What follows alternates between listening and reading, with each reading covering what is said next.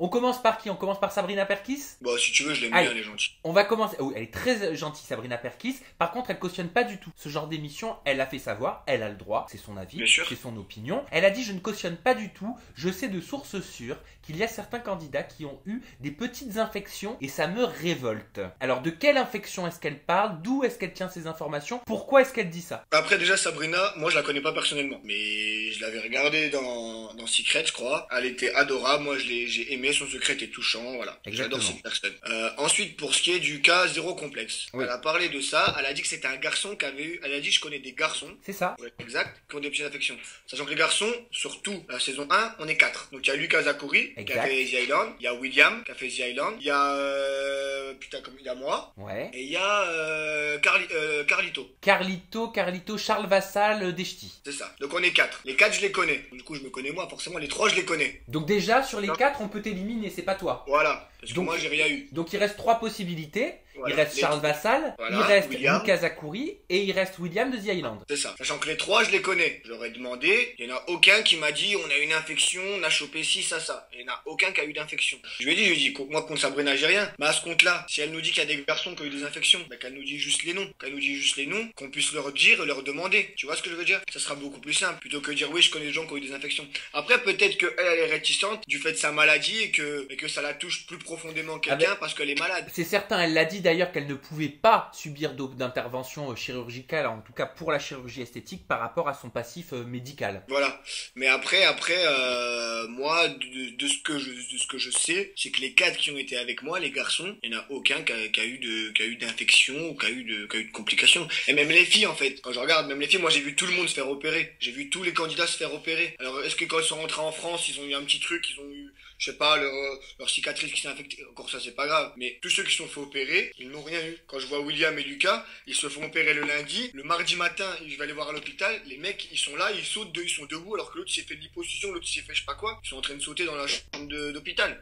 Donc voilà. Mais alors pourquoi est-ce qu'elle dit ça? Est-ce que tu penses que c'est quelqu'un qui lui a répété et elle répète ce qu'elle a entendu sans avoir vérifié l'information? Moi, je pense plus en fait que cette information, c'est quelqu'un qui a dû dire ah bah je suis rentré, j'ai chopé une petite merde dans ma cicatrice et ça s'est transformé en boule de neige en fait. En boule de neige, je pense, et c'est sorti elle a chopé des infections. Oui, mais dans ce cas-là, c'est une infection, donc dans ce cas-là, elle dit vrai. Bon bah si c'est ça, elle dit vrai. Mais moi de ce que je sais. Mais alors qui a eu ce petit problème de petite cicatrice, qui a eu un truc qui est allé dessus Ah non mais j'en sais rien, moi c'est une supposition que je fais. Moi de ce que je sais, il y en a aucun qui a chopé une infection, qui a chopé une maladie ou quoi que ce soit. Comment ça se passe d'ailleurs là-bas? C'est intéressant là pour toutes celles et ceux qui nous regardent et qui ont peut-être envie de franchir le pas. Même si je tiens quand même à dire et je le répète que c'est ultra important comme acte, c'est pas anodin, il faut vraiment le réfléchir et c'est pas parce que vous, candidat de télé-réalité, vous le faites comme ça en claquant des doigts, parce qu'aussi c'est vrai que financièrement c'est gratuit, donc bah peut-être que ça vous aide dans votre réflexion, mais la chirurgie c'est pas un jeu, tu vois? Exactement, la chirurgie c'est pas un jeu. C'est pas un jeu, on le fait pas comme ça règle pas tous les problèmes loin de là, mais comment s'est passé vous sur place et toi, le suivi, la prise en charge, les infirmières, les soins? Après moi le truc c'est que comme je l'ai dit, et je le dis à beaucoup de gens, moi ce que j'ai fait, moi je le considère pas comme la chirurgie esthétique en fait, parce que moi c'est les dents. Quand je vois tous les candidats, ils sont tous allés à l'hôpital, tu vois, ils sont tous allés à l'hôpital, ils ont tous passé un séjour là-bas. Moi non, moi je suis allé au dentiste, j'ai fait ça, je suis rentré chez moi, tu vois ce que je veux dire. C'est-à-dire que pour moi j'ai pas vraiment fait de la chirurgie. Après pour tous ceux qui ont fait vraiment une opération chirurgicale, je dis la vérité, ils ont été très bien pris en charge, ils sont arrivés à l'hôpital, docteur l'examine, donc il vient avec le stylo noir, j'avais jamais vu, c'était incroyable. C'était à fond, on aurait dû regarder les experts.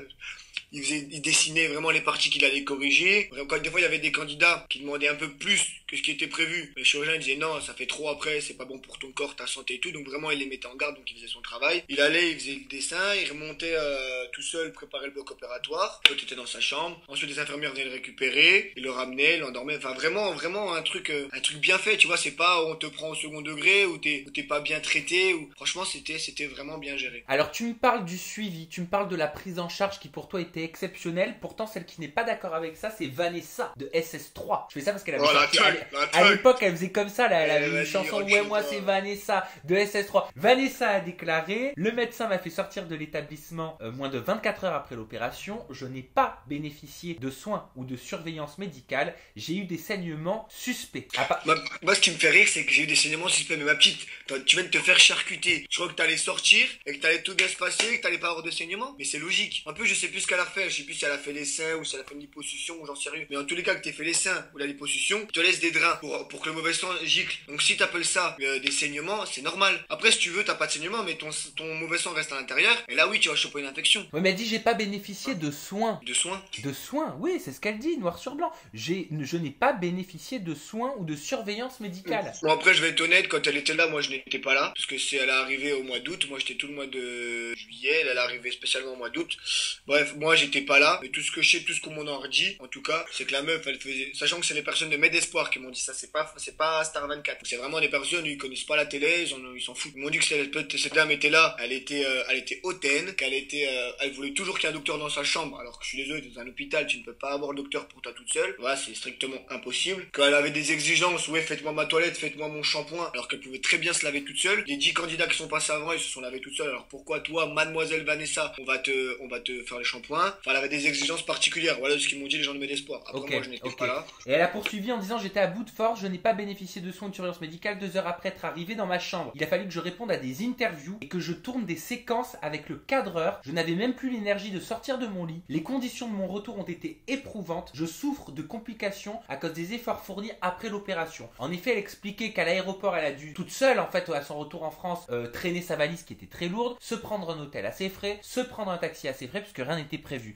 Donc en fait, elle raconte l'inverse de la bonne organisation que toi tu relates depuis tout à l'heure. Peut-être qu'elle est moins aimée, qu'on l'a saqué, hein, qu'elle est gentille. Non, mais en vrai, le truc c'est que moi, quand j'y étais, je sais que les interviews après opération, après c'est un truc qui est tourné sur la chirurgie esthétique. Tu vois ce que veut dire, Sam? Ça veut dire que quand tu sors d'opération, si c'est un truc sur la chirurgie esthétique, forcément les gens ils vont avoir envie de savoir ton ressenti après t'être fait opérer. Après, il vient pas avec la caméra directement dès que tu sors de l'opération. Il te laisse en salle de réveil, c'est-à-dire que tu es pendant 7 heures, le temps que tu te réveilles bien, tu vas dans ta chambre. Et là, c'est vrai qu'ils viennent et ils te posent la question, alors comment ça s'est passé? Est-ce que t'as tes douleurs? Mais si il voit que t'es mort, il va pas t'interviewer. Enfin, c'est logique. Après, ça devient inhumain quand même. Tu vois ce que je veux dire? Et bon, après, franchement, ces gens-là, j'ai même pas envie de lui prêter de l'attention parce que si elle pense ça, bah tant mieux pour elle. Si c'est vrai, je suis désolé pour elle. Moi, en tout cas, je sais que je n'ai pas subi ça. Et je sais que les personnes qui étaient avec moi, qui se sont fait opérer, il y a Pauline. Là, je crois jeudi, on va voir, elle se fait opérer des fesses.